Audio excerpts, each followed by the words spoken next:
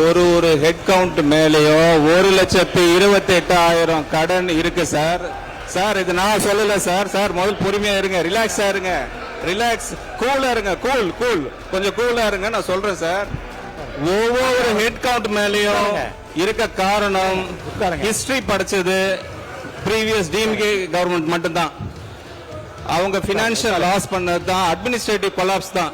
அவர் சொல்றது உரிமை தொகையில போய் எங்க தலைவரை தேடுங்கன்றாங்க. அதே தான் நானும் சொல்றேன். 1,28,000 யாருக்கிட்ட விட்டு போயிருக்கீங்க?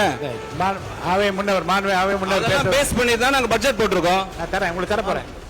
மாண்பு உறுப்பினர் பேசியதற்கு அந்த துறையோட அமைச்சராக இருக்கிற நிதியமைச்சர் அவர்கள் பதில் சொல்கிறார்கள். நீங்கள் எல்லோரும் இருந்து கூச்சலிட்டால் எப்படி சபை நடைபெறும்? அவங்க தலைவரை எங்க தேடுவோன்னு சொல்லியிருக்கிறாங்க, எங்கே கண்டுபிடிப்போம்னு சொல்லியிருக்காங்க, எங்கே பார்க்க முடியும்னு சொல்லியிருக்காங்க. மகள் உரிமை தொகையை பற்றி நீங்கள் கேட்டிங்கன்னா தலைவர் நேம் தான் வரும்னு சொல்லியிருக்கீங்க.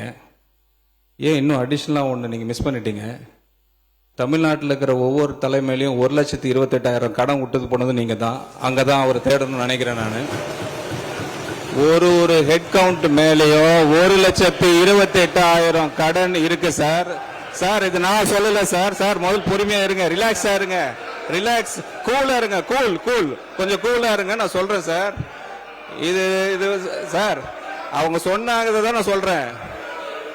1,28,000 ரூபாய் கடன் ஒவ்வொரு ஹெட் கவுண்ட் மேலேயும் இருக்க காரணம் ஹிஸ்டரி படிச்சது ப்ரீவியஸ் டிஎம்கே கவர்மெண்ட் மட்டும்தான். அவங்க பினான்சியல் லாஸ் பண்ணது தான், அட்மினிஸ்ட்ரேட்டிவ் கொலாப்ஸ் தான்.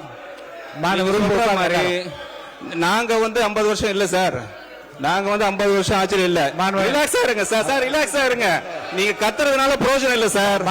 சொல்றத கேளுங்க, கொஞ்சம் ரிலாக்ஸா இருங்க. சொல்லிக்கிட்டே இருக்க வேண்டியதான், நீங்க கோரஸா கத்திக்கிட்டே இருக்க வேண்டியதான், இருக்க வேண்டியதான். நான் சொல்றத கேளுங்க. இதை நான் பொய்யா சொல்றேன். ஆக்சுவல் என்ன பட்ஜெட்ல சொல்லிருக்காங்களோ, என்ன சொல்லிருக்காங்களோ அதை தான் நாங்க சொல்லிருக்கோம் ஒயிட் பேப்பர்ல. நாங்க வேற ஒன்னும் புதுசா ஒன்னும் சொல்லலையே. அவை தலைவர் அவர்களே, ஒயிட் பேப்பர்ல நாங்க என்ன சொன்னோமோ அதோ கிளியரா இருக்கு. 1,28,000 ரூபாய் கடன்றது அவங்க விட்டுட்டு போன கடன். அவர் சொல்றது உரிமை தொகையில போய் எங்க தலைவரை தேடுங்கன்றாங்க. அதே தான் நானும் சொல்றேன். 1,28,000 யாருக்கிட்ட விட்டு போயிருக்கீங்க? பேஸ் பண்ணி தான் நாங்க பட்ஜெட் போட்டிருக்கோம். உங்களுக்கு தர போறேன். மாண்பு பேரவைத் தலைவர் உட்காருங்க. மாண்பு உறுப்பினர் பேசியதற்கு அந்த துறையோட அமைச்சராக இருக்கிற நிதியமைச்சர் அவர்கள் பதில் சொல்கிறார்கள். நீங்கள் எல்லோரும் இருந்து கூச்சலிட்டால் எப்படி சபை நடைபெறும்? மாண்பு உறுப்பினர் வருங்க. மாண்பு பேரவைத் தலைவர், மாண்பு பேரவைத் தலைவர் அவர்களே, நீதித்துறை பட்ஜெட் தாக்கல் பண்ண பிறகு நீதித்துறை செயலாளர் அவர்கள் விளக்கமாக சொல்லியிருக்கிறார். கடன் என்பது இன்னும் 50 ஆண்டு காலம் போனால் கூட அது அடைப்பதற்கு வாய்ப்பு இல்லை. ஆனால் ஒவ்வொரு அரசும் கடன் வாங்கிதான் தொடர்ந்து அதை செய்யப்பட வேண்டும் என்று நிதித்துறை செயலாளர் அவங்களுடைய செயலாளரை சொல்லியிருக்கிறார்கள். நாங்கள் 1,28,000 ஒரு தனிநபர் கடன் என்று சொன்னால் நீங்கள் 60 நாட்களுள்ளாக 20,000 கோடி கடன் வந்திருக்கிறது.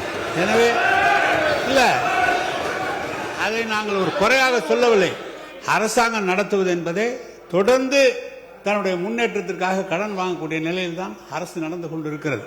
இன்னும் சொல்ல போனால் ஒரு அரசு எவ்வளவு கடன் வாங்க வேண்டும் என்று நிர்ணயிப்பதே ரிசர்வ் பேங்க். அவங்களுடைய அனுமதி இல்லாமல் கடன் வாங்க முடியாது. எனவே வருவாய் இருக்கிற போது ரிசர்வ் பேங்குடைய அனுமதியை பெற்று தான் கடன் வாங்கி இருக்கிறோம்.